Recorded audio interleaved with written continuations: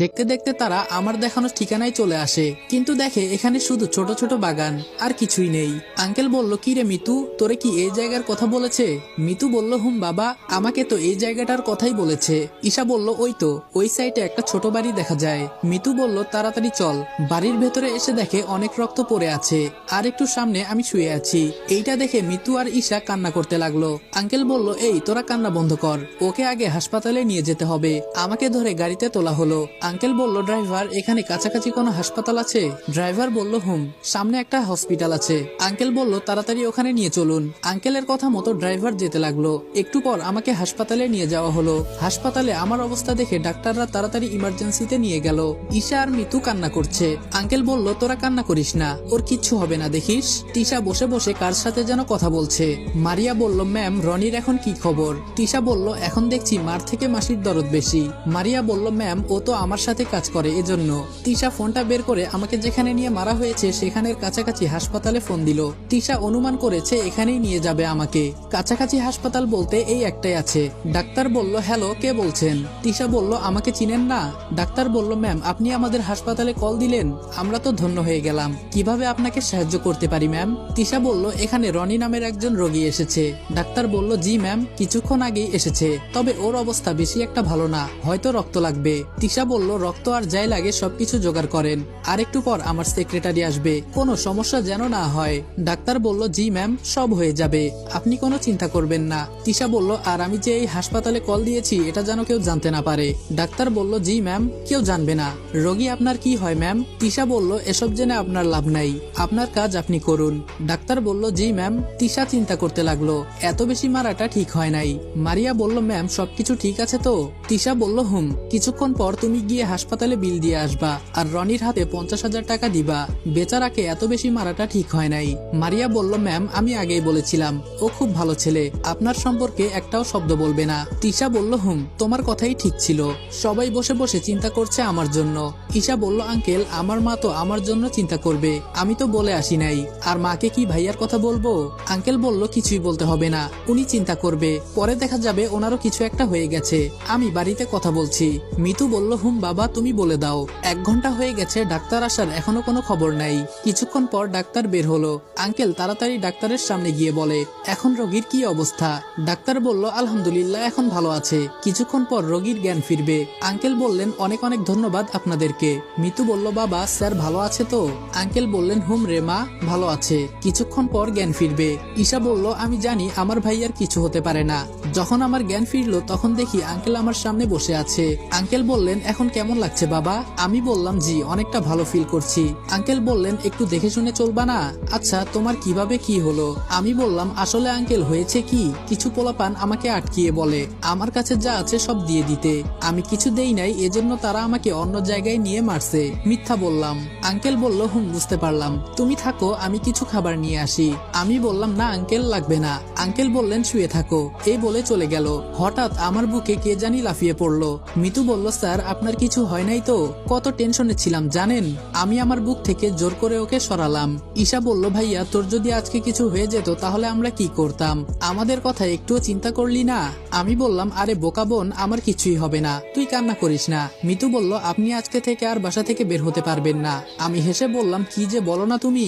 ঈশা বলল, ভাইয়া, তোরে কে এভাবে মারছে? আমি বললাম, এসব শুনে তোর কোনো লাভ নাই, তুই চিন্তা করিস না, আম্মুকে কিছু বলিস নাই তো? ঈশা বলল, না ভাইয়া, কিছু বলি নাই, পরে আম্মু আবার চিন্তা করবে। আমি বললাম, হুম, ভালো করেছিস। হঠাৎ করে মারিয়া এসে বলল, রনি, এখন তুই কেমন আছিস? আমি একটু রাগ দেখিয়ে বললাম, যা তুই, তোর আমার খবর রাখতে হবে না, বিপদে পড়লে কাউকেই পাওয়া যায় না। মারিয়া বলল, আমি কি জানতাম? আমি বললাম, তোর ফোনটা বন্ধ ছিল কেন? মারিয়া বলল, সরি রে, আমার ফোনে আজকে চার্জ ছিল না। আমি বললাম, তুই কি একাই এসেছিস? সাথে বডিগার্ড দেখতে পাচ্ছি না? মারিয়া বলল, বডিগার্ড আনলে সমস্যা হতো, তাই তো একাই এসেছি। আমি বললাম, ভালো করেছিস, কিন্তু তুই কিভাবে জানলি আমার এই অবস্থা? মারিয়া বলল, আমাদের জানতে হয় না, আমাদের কাছে খবর অটোমেটিক থাকে। আমি বললাম, মন্ত্রীর মতো কথা বলা শিখে গেছিস? মারিয়া বলল, সেটা বলতে পারিস। আমি বললাম, মিতু আর ঈশা তোমরা একটু বাইরে যাও। ঈশা বলল, আচ্ছা ভাইয়া, এই মিতু চল। আমি বললাম, মারিয়া, আমাকে কে বা কারা মেরেছে কিছু জানতে পারলি? আমি বললাম কিন্তু আমাকে কারা মারলো এই বিষয়টা আমাকে খুব ভাবাচ্ছে। মারিয়া বলল এত বেশি চিন্তা করিস না, পরে আবার তুই অসুস্থ হয়ে পড়বি। আমি বললাম মারিয়া তুই একটা কাজ করে দিবি? মারিয়া বলল অবশ্যই বল। আমি বললাম হাসপাতালের বিলটা একটু দিয়ে দিবি, আমার কাছে এখন কোনো টাকা নাই, আমি বেতন পেয়ে পরে তোরে টাকা দিয়ে দিব। মারিয়া বলল বিল ম্যাম দিয়ে দিতে বলেছে, এটা নিয়ে তোর কোনো চিন্তা করতে হবে না, আর এই নে এখানে 50,000 টাকা আছে, এগুলো ম্যাম তোকে দিতে বলেছে। আমি বললাম এখনো কাজে যাই নাই, আবার টাকা? মারিয়া বলল আরে কাজ তো করবি, আর তুই তাড়াতাড়ি সুস্থ হ, দোয়া করি। আমি বললাম দোয়া করিস। মারিয়া বলল আচ্ছা আমি যাই রে, অনেক কাজ ফেলে এখানে আসছি। আমি বললাম মারিয়া তোরে আমি যতটা খারাপ মনে করেছিলাম তুই আসলে ততটা খারাপ না, অনেক ভালো একটা মেয়ে তুই। মারিয়া বলল যাই হোক, এই প্রথম কেউ আমাকে ভালো বলল, ধন্যবাদ। আমি বললাম কেন, তুই তো ভালোই একটা মেয়ে। মারিয়া বলল যেই কাজ করি রে মানুষের সাথে ভালো ব্যবহার করাই যায় না। আমি বললাম এই কথাটাও সত্যি। মারিয়া বলল ভালো থাকিস আর নিজের খেয়াল রাখিস। আমি বললাম আচ্ছা যা তুই। মারিয়া বলল হাসপাতালের বিলটা আমি দিয়ে দিব, তুই চিন্তা করিস না, এই বলেই চলে গেল। আমি বললাম ঈশা, এই ঈশা এইদিকে আয় তো। ঈশা বলল ভাইয়া বল। আমি বললাম এই টাকাগুলো তোর কাছে রাখ, আম্মুর কাছে পরে দিয়ে দিস। ঈশা বলল কিন্তু ভাইয়া এত টাকা? আমি বললাম পরে বলবো, এখন বাড়িতে যেতে হবে, আমি এখানে থাকতে পারবো না। মিতু বলল আচ্ছা স্যার এই মেয়েটাকে? আমি বললাম আমার ফ্রেন্ড। ঈশা বলল ভাইয়া এইটাই কি সেই মেয়েটা? আমি বললাম আঙ্কেল বললেন আচ্ছা রনি হাসপাতালের বিলটা কে দিল? আমি বললাম জি আঙ্কেল আমার ফ্রেন্ড। আঙ্কেল বললেন আমি দিয়ে দিতাম। আমি বললাম না আঙ্কেল, আপনি এমনি আমার জন্য অনেক কষ্ট করেছেন। আঙ্কেল বললেন এটা তেমন কিছু না বাবা, আমার একটা ছেলে থাকলেও আমি করতাম। আমি বললাম আমি আসছি থেকে আপনি সাহায্য করে যাচ্ছেন, এই ঋণ আমি আমার জীবন দিয়েও শোধ করতে পারবো না আঙ্কেল। আঙ্কেল বললেন আরে বাবা এসব কথা এখন বাদ দাও। আমি বললাম আঙ্কেল এখানে থাকা আমার মোটেও ভালো লাগছে না, আমাকে বাড়িতে যেতে হবে। আঙ্কেল বললেন ডাক্তার বলেছে তুমি যেতে পারবা। আমি বললাম তাহলে আমি আর বসে আছি কেন? ঈশা আর মিতু আমাকে ধরে গাড়িতে তুললো। দেখতে দেখতে বাড়িতে এসে গেলাম। গাড়ি থেকে নেমে ঈশা আর মিতুর সাহায্যে বাড়িতে আসলাম। আম্মু আমাকে দেখে অনেক কান্না করছে। আমি আমার রুমে গিয়ে বিছানায় বসে আছি। আম্মু বলল বাবা তোর এখন কষ্ট হচ্ছে না তো? আমি বললাম আরে না আম্মু, তুমি চিন্তা করিও না। আম্মু বললেন বাবা একটু দেখে শুনে চলবি না? আমি বললাম আম্মু, পরের বার আর এমন হবে না। আম্মু বললেন আচ্ছা এত টাকা কে দিয়েছে তোকে? আমি বললাম প্রথম মাসের বেতন অগ্রিম দিয়ে দিয়েছে। আম্মু বললেন কাজ না করেও? আমি বললাম আমি এমনি অসুস্থ, আর আমি টাকার কথা বলেছিলাম এজন্য। আম্মুর কাছে মিথ্যা বললাম। আম্মু বললেন আচ্ছা তুই একটু ঘুমা। আমি বললাম ঈশা বলল ভাইয়া তোর ফোনটা একটু দিবি? আমি বললাম নিয়ে নে। ঈশা ফোনটা নিয়ে চলে গেল। রাতে আম্মু খাইয়ে দিল আমাকে। মার ভালোবাসার কোনো তুলনা হয় না, শরীরের চামড়া তুলেও মার ঋণ শোধ করা যাবে না। সকালে নাস্তা করে বসে আছি, চিন্তা করছি এক মনে কে আমার সাথে এমন করলো, আর কেনই বা করলো। না না আমাকে এভাবে চললে হবে না, আর একটু স্ট্রং হতে হবে, আরো সতর্কতা অবলম্বন করতে হবে। হঠাৎ মনে হলো কে জানি আমাকে ঘুষি দিল। আমি মাথা উঠিয়ে দেখি ফাহিম। ফাহিম বলল শালা আমাকে একটা ফোনও করলি না? আমি বললাম সরি রে বন্ধু, মনে ছিল না। ফাহিম বলল মনে থাকবে কিভাবে, আমাকে তো আর তোর বন্ধুই মনে করিস না। আমি বললাম সত্যি মনে ছিল না। ফাহিম বলল আচ্ছা তোকে মারলো কে বলতো? আমি বললাম বলতে পারি না রে। আচ্ছা সেসব ছাড়, তুই আমার ঠিকানা পেলি কি করে? ফাহিম বলল তোর ফোনে কল দিয়েছিলাম, তোর বোন ফোন ধরেছিল, আর সবই বলেছে আমাকে, তোর বোনের কাছ থেকে ঠিকানা নিয়ে আসছি। আমি বললাম ভালো করেছিস, না হলে কিছুক্ষণ পর আমি ফোন করতাম। ফাহিম বলল আমাকে একটা কল দিতি, দেখতাম ওরা তোরে কিভাবে মারতো। আমি বললাম বাদ দে রে, এখন বল তোর গার্লফ্রেন্ডের খবর কি? ফাহিম বলল আমি তো তোর আশায় বসে আছি। আমি বললাম আচ্ছা আমি আগে সুস্থ হয়ে নেই, পরে দেখছি কি করা যায়। ফাহিম বলল দেখতে দেখতে কয়েক বছর কাটিয়ে দে, আর আমি আইবুড়ো হয়ে যাই। আমি বললাম পারলে তুই কর। ফাহিম বলল ভয় করে বাবা, আমি এসব করতে পারবো না। আমি বললাম একবার ভয় কাটিয়ে যদি প্রপোজ করে দিস তাহলে দেখবি কোনো ভয় থাকবে না। ফাহিম বলল তোর আর ভয় দেখাতে হবে না। আচ্ছা তোর টাকা পেয়েছিস? আমি বললাম দেখি নাই। ফাহিম বলল 8,000 টাকা দিয়েছি তোর বিকাশে, দেখে নিস। আমি বললাম আচ্ছা দেখবনি। ফাহিম বলল তাহলে আমি যাই রে। আমি বললাম এত সহজে চলে যাবি কিভাবে বল, আগে খাবার খাবি পরে যাবি। ফাহিম বলল না রে বন্ধু, খেয়ে আসছি। আমি বললাম দেখ যেতে পারিস কিনা, আমার বোন তোর ঠ্যাংগুলো ভেঙে রেখে দিবে। ফাহিম বলল ভয় দেখাস? আমি বললাম মনে কর তাই। ফাহিম বলল সময় আমারও আসবে। আমি বললাম কি দিয়ে আসবে, গাড়ি নাকি হেলিকপ্টার? ফাহিম বলল মজা করিস বেড়া। ঈশা বলল ভাইয়া চলেন, আম্মু ডাকছে খাবার খেতে। আর ভাইয়া তুই এখানে বসে থাক, আমি খাবার দিয়ে যাবনি। আমি বললাম ঈশা একটা কাজ কর, ফাহিম তোদের সামনে খাবার খেতে লজ্জা পাবে, তুই খাবারগুলো এখানে নিয়ে আয়। এইটা ঠিক কথাই বলেছিস। এরপরে ফাহিম খাওয়া দাওয়া করে চলে গেল। দেখতে দেখতে 10 দিন হয়ে গেছে। এখন আমি মোটামুটি অনেকটা সুস্থ আছি। আর বসে থাকলে হবে না, আগামীকাল থেকে কাজে লেগে পড়বো।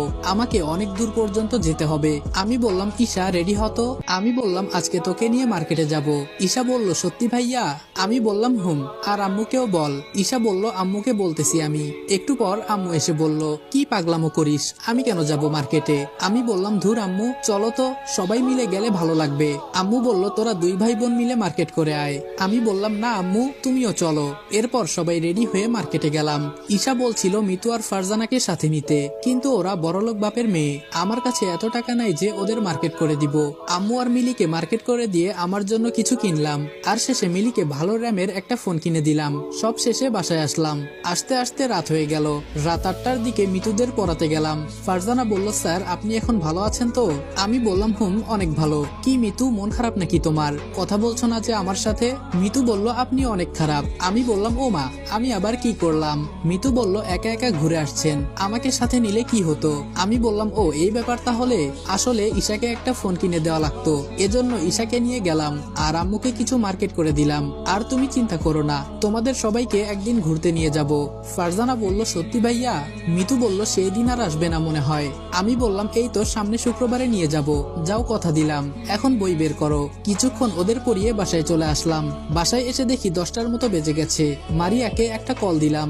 মারিয়া বলল কি অবস্থা রনি? আমি বললাম ভালো। তুই এখন কোথায়? মারিয়া বলল তিশা ম্যামের সাথে। আমি বললাম ম্যাডামের কাছে ফোনটা একটু দে তো। মারিয়া বলল আচ্ছা দাঁড়া, আমি দিতেছি। তিশা ম্যাম বলল রনি তোমার কি অবস্থা? এই এত সুন্দর কণ্ঠ ম্যামের আমি তো আগে জানতামই না। কণ্ঠ শুনে আবারও ক্রাশ খেলাম। শুধু ক্রাশই খাই, আর কিছুই করতে পারি না। আমি বললাম জি ম্যাম, এখন আলহামদুলিল্লাহ অনেকটা ভালো। আর আমি কালকে থেকে কাজ শুরু করে দিব। তিশা ম্যাম বলল শুনে খুব খুশি হলাম, তবে সাবধানতার সাথে কাজ করবা। আমি বললাম জি ম্যাম, এসব নিয়ে চিন্তা করতে হবে না। তিশা ম্যাম বলল আর আমার সাথে দেখা করবা রাতে, ঠিক এই সময়টাতে। আর খেয়াল রাখবা তোমাকে যেন কেউ দেখতে না পায়। আমি বললাম আচ্ছা ম্যাম ঠিক আছে। মারিয়া বলল রনি শুন। আমি বললাম হুম বল। মারিয়া বলল তোর অসুখ তো ভালোভাবে কমেছে? আমি বললাম হুম রে, আমি কালকে থেকে কাজে লেগে পড়বো, তুই দোয়া করিস। মারিয়া বলল আগের মতো মায়ের খেয়ে হাসপাতালে ভর্তি হইস না আবার। এই বলে হাসতে লাগলো। আমি বললাম মজা করিস আমার সাথে? মারিয়া বলল সরি সরি, কিছু মনে করিস না। আমি বললাম আমরা গ্রাম অঞ্চলের পোলাপান, শুধু ভালো রূপে থাকি বলে সবাই ভালো বলে, খারাপ রূপটা একবার দেখালে বুঝতে পারবে যে আমি কে। মারিয়া বলল রনি তোরে আমি একটা কথা বলতে চেয়েছিলাম আরো অনেক আগে। আমি বললাম হুম বল। মারিয়া বলল তোদের বাসার পাশে কোনো জিম করার মতো কিছু আছে? আমি বললাম হুম আছে, বাসার সাইটে একটা জিম সেন্টার আছে। মারিয়া বলল কালকে থেকে ওখানে ভর্তি হয়ে যাবি। আমি বললাম চিন্তা করে দেখি, আর আমার কাছে এত টাকা নেই। মারিয়া বলল টাকার চিন্তা করিস না, আমি তোর বেতন বাড়ানোর জন্য বলবো ম্যামকে। আমি বললাম আগে জয়েন তো করি। আর তুই মন্দ কিছু বলিস নাই, চিন্তা করে দেখি। মারিয়া বলল আমি তোর ভালোর জন্যই বলেছি। যে চিকনার চিকনা তুই, মানুষ কি হুদাই তোরে মারবে? আমি বললাম তোরে সামনে পাইলে দেখিস কি করি, আমাকে নিয়ে মজা করিস। মারিয়া বলল আচ্ছা বাদ দে, আর বেস্ট অফ লাক। আমি বললাম হুম। মারিয়া আমার শরীরে হাত দিলে এখনো আমার সেই মায়ের কথা মনে পড়ে। আমাকে যারা মেরেছে আমি ওদের কাউকেই ছাড়বো না, কুত্তার মতো মারবো এক একটাকে, তুই দেখে নিস। মারিয়া মনে মনে বলল এই রে খাইছে, পাগল খেপে গেছে, যদি জানতে পারে ওরা ম্যামের লোক তাহলে কি হবে? আমি বললাম ওই কি চিন্তা করিস? মারিয়া বলল কিছু না, আর কে মেরেছে না মেরেছে এসব চিন্তা করে লাভ আছে বল, অতীত মনে রাখতে নেই। আমি বললাম কার গায়ে হাত দিছে এখনো টের পাই নাই, ভেবেছিলাম বিড়াল হয়ে থাকবো, কিন্তু বিড়ালকে সবাই শুধু লাথি দেয়, কেউ আর টেনে নেয় না। এখন আমাকে সিংহ সাজতে হবে এই শহরে বাঁচতে গেলে। মারিয়া বলল আমার তোর কথা শুনে কেমন কেমন জানি ভয় করছে। আমি বললাম ভয়? এই জিনিসটার জন্য জীবনে সবকিছু হারিয়েছি। মারিয়া বলল কেন, কি হয়েছিল তোর? আমি বললাম পরে এক সময় বলবনি তোকে। মারিয়া বলল আচ্ছা ফোন রাখি। আমি বললাম হুম ভালো থাকিস। এই বলে ফোন রেখে দিলাম। এখন আমার চিন্তা একটাই, জিম করব আর কোথায় নিজেকে রক্ষা করার জন্য মায়ের শিখানো হয় সেটাই খুঁজে বের করতে হবে। মারিয়া বলল ম্যাম সর্বনাশ হয়ে গেছে। তিশা একটু ভয় পেয়ে বলল কি হয়েছে? মারিয়া বলল ম্যাম রনিকে যারা যারা মেরেছে রনি নাকি তাদেরকে খুঁজে বের করে সবাইকে মারবে। তিশা বলল যেভাবে বলছো ভয় পেয়ে গিয়েছিলাম, ও এমন কিছুই করতে পারবে না, তুমি চিন্তা করিও না।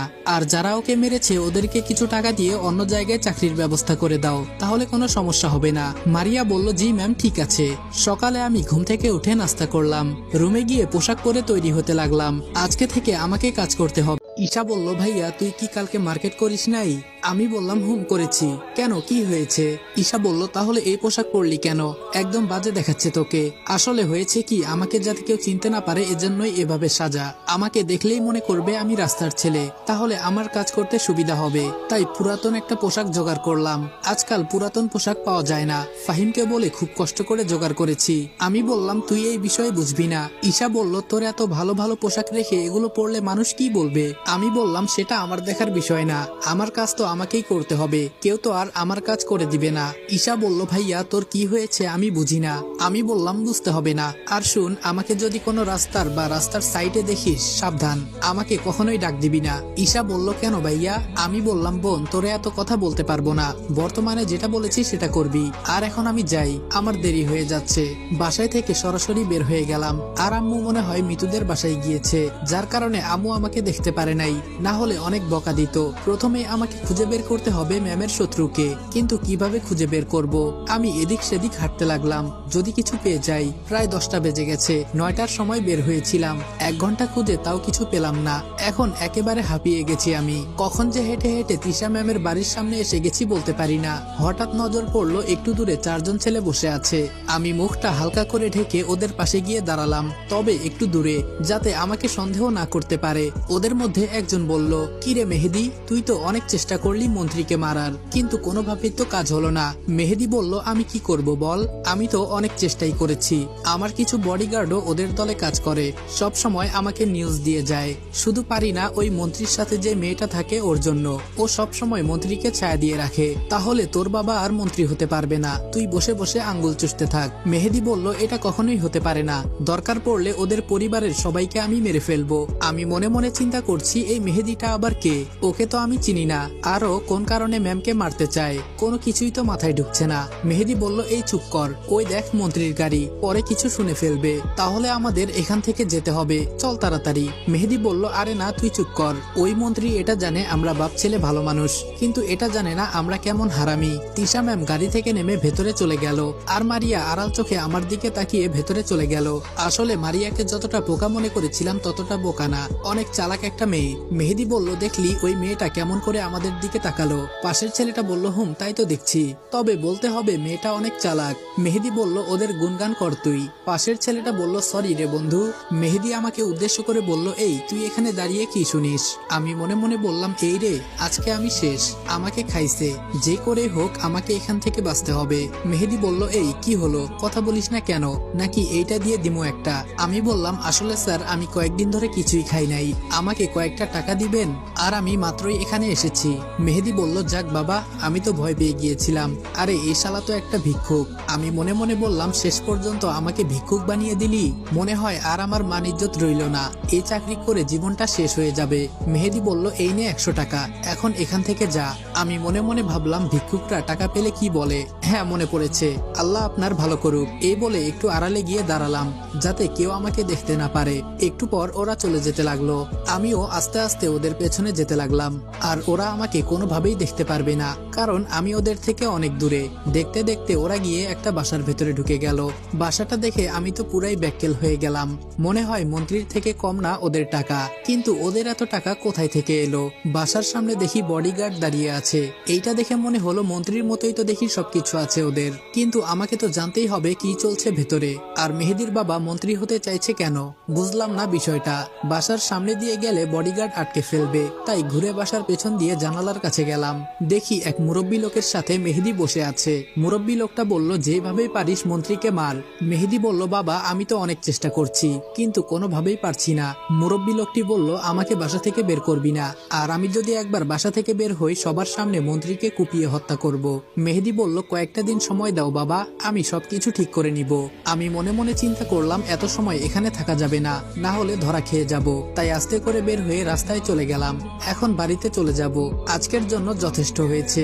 একটা রিক্সাওয়ালাকে ডাকলাম, এই মামা এই ঠিকানায় যাবেন? রিক্সাওয়ালা আমার দিকে তাকিয়ে বলল, আজকাল ভিক্ষুকও দেখি রিক্সা নিয়ে বাড়িতে যেতে চায়। এই তোর কাছে টাকা আছে? আর দেখে তো মনে হচ্ছে ভদ্রঘরের ছেলে, কিন্তু পোশাকে মনে হচ্ছে অন্য কিছু। আমি বললাম, মামা এত কথা বলতে পারবো না, আপনার টাকা এই নিন। এখন তো বলবেন না আমার কাছে টাকা নাই। রিক্সাওয়ালা আমাকে নিয়ে যেতে লাগলো। বাসায় এসে কলিং বেল বাজাতেই আম্মু দরজা খুলে দিল। আমি মনে মনে বললাম, এই রে, আজকে আমাকে খাইছে। মনে মনে যা চিন্তা করেছি সেটাই হলো। আম্মু বলল, বাবা তুমি কে, এখানে আসছো কেন, নাকি ভিক্ষা নিবা? আমি বললাম, আরে আম্মু আমি রনি, কি সব বলে যাচ্ছ? মুখের উপর কাপড়টা সরাতে আম্মু অবাক হয়ে আমার দিকে তাকিয়ে আছে। আম্মু বলল, তোর এই অবস্থা কেন? আমি বললাম, পরে বলি আম্মু, আগে সরো, গোসল করব। আম্মুর সামনে থেকে এসে সরাসরি বাথরুমে ঢুকে গেলাম। গোসল করে বের হয়ে বিছানায় বসে বসে চিন্তা করছি, আর এই রূপ নিব না, একদিনেই আমার মান ইজ্জত সব শেষ। আম্মুকে 4-5 বুঝিয়ে কোনো মতে বাঁচলাম। রাতে একটু আগে মিতু আর ফারজানাকে পড়িয়ে শেষ করলাম। 9টা 30 বাজে আমি রেডি হয়ে বাসা থেকে বের হলাম। একটা রিক্সা নিয়ে সরাসরি ম্যামের বাসার একটু আগে নামলাম, যাতে কেউ টের না পায়। কিন্তু এখন বাসার ভেতরে কিভাবে যাব? তাই মারিয়াকে কল করতেই বলল, আয়, সমস্যা হবে না। আমি সরাসরি ম্যামের বাসার ভেতরে ঢুকে গেলাম। এখানে কাজ করে, সেখানে গিয়ে দেখি মারিয়া আর ম্যাম বসে বসে কি যেন তৈরি করছে। আমাকে দেখে তিশা ম্যাম বলল, কি অবস্থা রনি তোমার? আমি কোনো কথা বলছি না, এক নজরে ম্যামের দিকে তাকিয়ে আছি। ম্যামকে দেখলে নিজেকে আমি কন্ট্রোল করতে পারি না, বুঝি না কি হয়ে যায় আমার।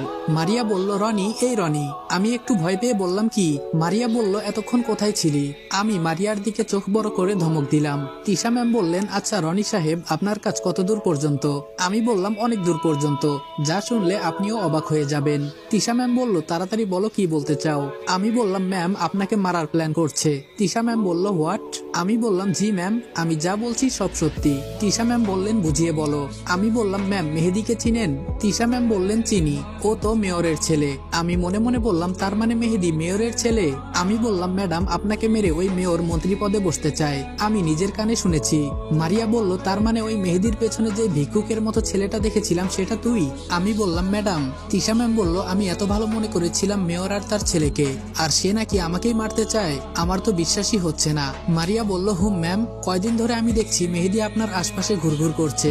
আমি বললাম, আরেকটা বড় খবর আছে ম্যাডাম, যা শুনে আমারও বিশ্বাস হচ্ছিল না। তিশা ম্যাম বলল, কি বলবি বল। আমি বললাম, ম্যাম আপনার এখানে কি হয় না হয় সব খবর এখান থেকে পাচার করা হয়। এখানে ওর পাঠানো কিছু কুত্তা আছে, ওরা সব সময় ওকে নিউজ দেয়। আপনি কখন কি করেন, কোথায় যান? তিশা ম্যাম বলল, না আমি আর কিছু চিন্তা করতে পারছি না।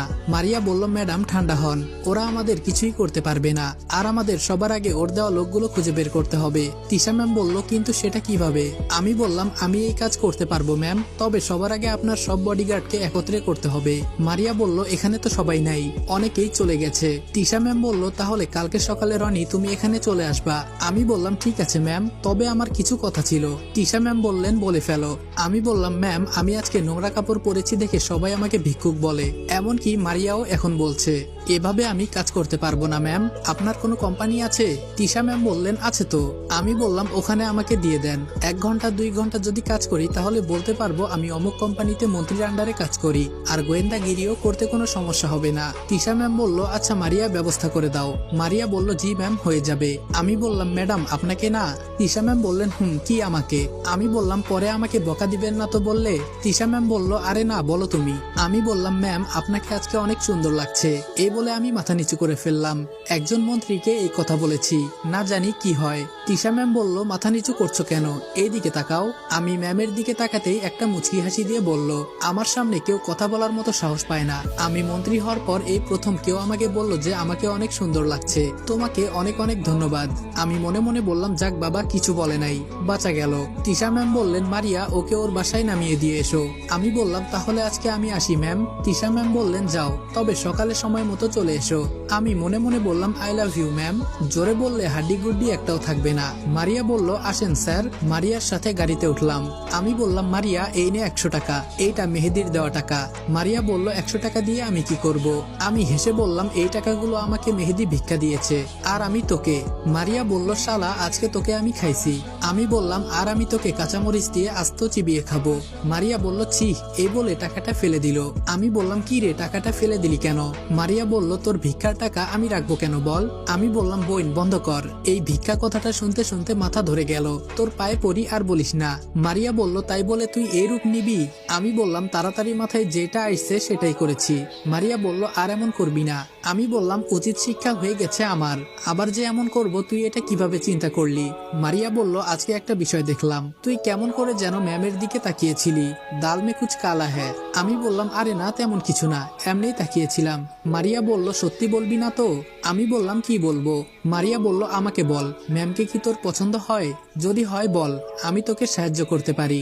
আমি বললাম এত বোকা আমি না যে তোমার কথায় আমি পা দিব। মারিয়া বলল আচ্ছা আমিও দেখে নিব। বললি না তো ঠিক আছে। আমি বললাম আচ্ছা যাই রে, আর তোকে আমার বাসায় যেতে বললাম না, কারণ অনেক রাত হয়ে গেছে। মারিয়া বলল আরে না তুই যা, আমি চলে যাব। আমি বললাম আচ্ছা যাই, তুই ভালো থাকিস। মারিয়া বলল হুম, এই বলে চলে গেল। আমি বাসায় গিয়ে কলিং বেল বাজাতেই মা দরজা খুলে দিল। আমি বললাম কি ব্যাপার আম্মু, তুমি এখনো ঘুমাও নাই? আম্মু বলল তোরে রেখে কিভাবে ঘুমাই, তাই জেগে আছি। আমি বললাম আচ্ছা যাও তুমি ঘুমাও, আমার আর কোনোদিন দেরি হবে না। রুমে এসে শুয়ে পড়লাম। কালকে ম্যামকে বলবো রাতে আর দেখা করতে পারবো না, না হলে বলবো আরো আগে দেখা করতে। শুয়ে শুয়ে তিশা ম্যামকে নিয়ে স্বপ্ন দেখছি। তিশা ম্যাম আর আমার বিয়ে হলো, আমাদের 2টা বেবি আছে। এগুলো দেখছি আর মনে মনে হাসছি। গরিবরা শুধু স্বপ্নই দেখতে পারে, আর সেই স্বপ্ন কোনোদিনই পূরণ হয় না। আমারও হয়তো তাই হবে, জানি না ভাগ্য আমায় কোথায় নিয়ে যাবে। তবে এই শহরে এসে বুঝতে পারলাম টাকা ছাড়া কেউ কাউকে দাম দেয় না। তোমার কাছে টাকা আছে তো সব আছে, টাকা নাই তো কিছুই নাই। তবে তিশা ম্যামের মনটা অনেক ভালো। সকালে ঈশার ডাকে ঘুম ভাঙলো। ঈশা বলল ভাইয়া উঠ, অনেক বেলা হয়ে গেছে তো। আমি বললাম যা তো বোন এখান থেকে, আমাকে ঘুমাতে দে। ঈশা বলল হুম ঘুমা আরো ভালো করে। কয়টা বাজে এটা জানিস? আমি বললাম বোন তোর পায়ে ধরি, তুই এখান থেকে যা। ঈশা বলল ভালো করে বলছি উঠে পড়, না হলে রান্নাঘর থেকে খুন্তি নিয়ে আসবো। আমি বললাম ধুর তোর জন্য আর পারি না। এই বলে ঘুম থেকে উঠলাম। ফোনটা বের করে সময়টা দেখে একটা লাফ দিয়ে উঠলাম।